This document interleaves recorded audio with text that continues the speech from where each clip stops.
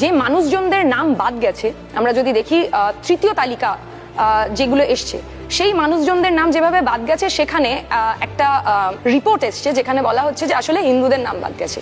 এই প্রসঙ্গে আমি একটা কথা বলে রাখি যে আমরা যদি প্রথম তালিকা দেখি, প্রথম SIR এর পর আমাদের যে তালিকা এবং তৃতীয় যে তালিকা, সেই দুটোকে ওনারা মার্চ করিয়ে এই পরিসংখ্যানটা দিয়েছেন।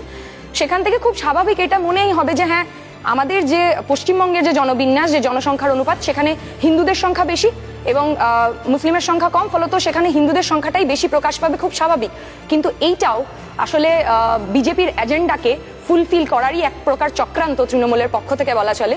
তারাও এটাই বলার চেষ্টা করেছেন, আরে হিন্দু যারা মানুষ রয়েছেন তাদেরই তো নাম বেশি বাদ গেছেন। আসলে তাই নয়, আমাদের গোটা পশ্চিমবঙ্গ জুড়ে হিন্দু মানুষের সংখ্যা অনেক বেশি এবং সেই তুলনায় মুসলিম মানুষের যে সংখ্যাটা বাদ গেছে সেইটা যদি আমরা দেখি পরিসংখ্যানটা, তাহলে মুসলিম মানুষকে সন্দেহভাজন হিসেবে অনেক বেশি পরিমাণে বাদ দেওয়া হয়েছে। এবং সেইখান থেকে আসলে বিজেপির যে চরিত্র, বিজেপি যেটা চাইছিল, যে মানুষদেরকে দাগিয়ে দিতে চাইছিল, সংখ্যালঘু, মতুয়া থেকে শুরু করে আদিবাসী মানুষ যাদেরকে দাগিয়ে দেওয়ার চেষ্টা করছিল, তাদের সংখ্যাটা খুব বেশি পরিমাণে বাদ দেওয়া হয়েছে। এবং এটা কোথাও গিয়ে একটা বিজেপি এবং তৃণমূল তারা একে অপরের সাথে সেট করে নিয়ে এই কাজটা করছে, তাদেরকে কোথাও গিয়ে ঢাকা দেওয়ার চেষ্টা করছে, বিজেপি যেটা বলেছে সেটাকে ঢাকা দেওয়ার চেষ্টা করছে। ফলে সেটার বিরুদ্ধেই আসলে লড়াই করতে নেমেছি। এবং কোথাও গিয়ে এই যে SIR হয়েছে, গত 10-15 বছরে আমরা যে আমাদের পশ্চিমবঙ্গে দুঃশাসনের মধ্যে রয়েছি, যে অত্যাচারের মধ্যে রয়েছি, এই দুটো সরকারের যে নির্যাতনের মধ্যে রয়েছি, সেই প্রক্রিয়াটাকে কোথাও ঢাকা দেওয়ার চেষ্টা চলছে, চাপা দেওয়ার চেষ্টা চলছে।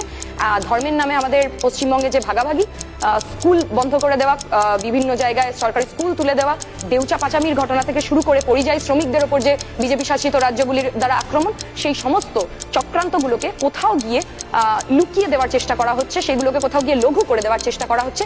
সেটার বিরুদ্ধে আসলে লড়াইটা, আসলে নির্বাচনে SIR খুব গুরুত্বপূর্ণ একটা ভূমিকা নিতে পারে। কিন্তু তার সাথে সাথে এই যে আরো আমাদের কাজের দাবিতে, আমাদের মানুষের অধিকারের দাবিতে যে লড়াইগুলো, সেগুলো আমরা ভুলে যাইনি, সেগুলো নিয়েও লড়াই চলবে। নির্বাচনে সেই ইস্যুগুলো খুবই গুরুত্বপূর্ণ ভূমিকা গ্রহণ করবে।